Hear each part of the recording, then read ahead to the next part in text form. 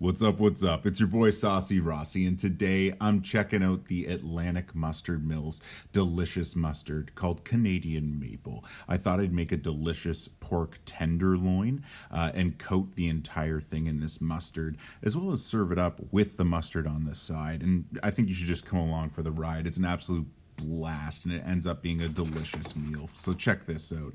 I went to my local grocer, Sobeys. I picked up pork tenderloins because they were on sale. It actually ended up buy one get one free. So you bought one of these, and I got a second one that I was able to just stick in the fridge for later. And the cool thing about buying pork tenderloin is they normally come with two in a pack. So what I did was I took one of these, set it to the side in a vacuum sealed bag, and then vacuum sealed it up and threw it back in the fridge so I could use it at a later date.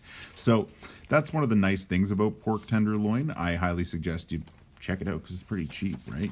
So just get started off here.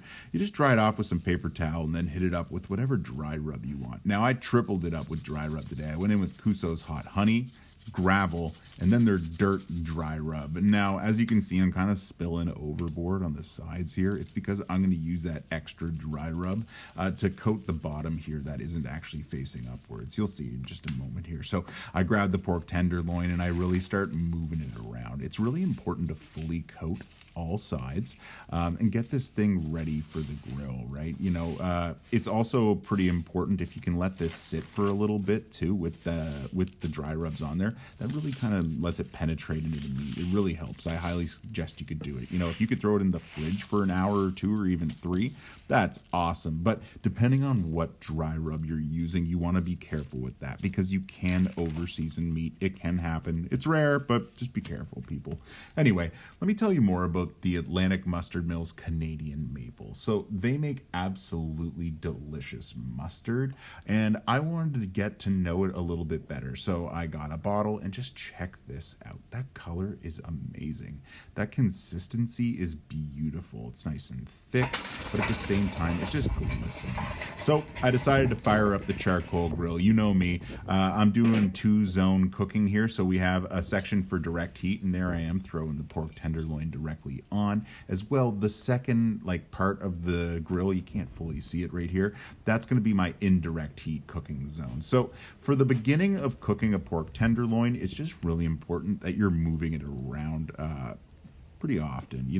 I am actually cutting as I'm cooking here. It's kind of jumping between scenes. You can see normally between each of these cuts is about 20 to 30 seconds of me kind of letting it sit there and kind of char up, build that bark, that crust on the outside, right? But again, it's really important to keep this thing moving around. This is high heat. I think this grill was running at about 500 degrees with those coals there, maybe even closer to 600 depending. So again, just be careful, right? We're grilling with high heat, but it's okay. We all know what we're doing, right? We're backyard barbecue kings. So anyway, go ahead, grab that pork tenderloin, make sure you're charring it up perfectly. Have fun with it too. This is honestly one of those really easy cooks. But as you can see here, I'm actually using a meat thermometer. My internal temperature I'm going to aim for the final product here is going to be about 145 internal. So I got a meat thermometer stuck in there. I'm building up that outside crust, that bark, and then what I'm going to end up doing is moving it over onto indirect heat. And when I do that, I'm going to throw the lid back onto my kettle grill, and that'll just let it kind of roll forward, almost like it's in an oven. That's how a kettle grill works. It circulates the air with the heat flow in a convection style, so it fully coats, covers, and just helps the meat cook through thoroughly, excuse me. Anyway, so let's go ahead and grab that mustard, and we're going to coat this pork tenderloin fully. We're going to get all sides, and we're going to get this thing fully lathered up. It's important to get a nice thick coating on there as well. It's important as well, don't do this over the direct heat. Mustard can kind of burn.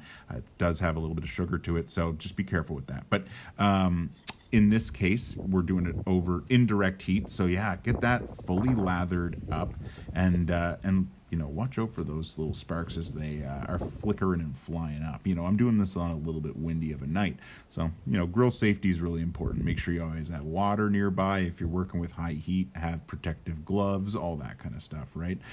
Anyway, let's thoroughly coat this. Now, the Atlantic Mustard Mills Canadian Maple Mustard sticks on perfectly. Now that it's fully covered, though, threw the lid back on and let it get up to that 145-degree temperature. And this, guys, is the final product. I mean, just look at these delicious slices of pork. This was a dinner I prepared for my wife and I. I'll show you that full dinner here in just a second. But check out this. That crust built on perfectly. This mustard on a pork tenderloin is a 10 out of 10. This is a perfect like stocking stuffer for this holiday season, or really just a birthday gift as well, any time of the year. Barbecue is year round. We all know that. But look how delicious and juicy this pork tenderloin is. I'm really excited about it. I actually think I did a pretty good job. I'm not going to lie. I don't really cook pork tenderloin that often. But yeah, that perfect 145 internal. Oh, I can't get enough of it. I mean, just look at this. Ugh, succulent, juicy, and delicious. Anyway, Atlantic Mustard Mill, Canadian maple. I think that's the real star here. So I went ahead and took a piece. I found that juicy piece here. Yeah, look at this. This looks so amazing. I thought I'd toss on just a little dab of that Canadian maple mustard. Check that out. Stone ground. Like, ugh, just delicious.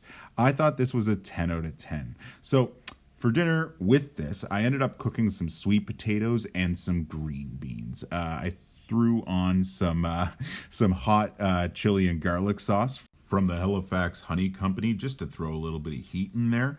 And it ended up being absolutely delicious. But, you know, this entire meal was just a 10 out of 10. Really enjoyed it with my wife.